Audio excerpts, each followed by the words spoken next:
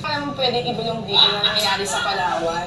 Kasi nung birthday ni Carla, parang lahat sila di makapagsalita about Palawan. Ano bang meron sa Palawan na yan? Ano bang meron? Ano bang sabihin ko? Kahit ano lang. Kahit In hint. Oo.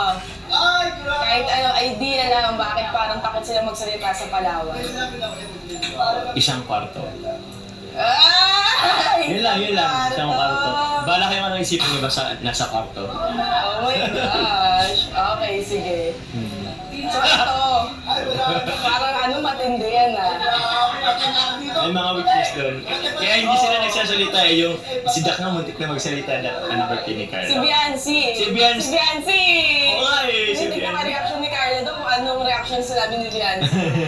So, Si Biancy, ayun. Alam sige, mo. go. Eh, Biancy din. Ay, basta. Buti napigilan ni Biancy content, Konti. parang dudalas na sila. So ito,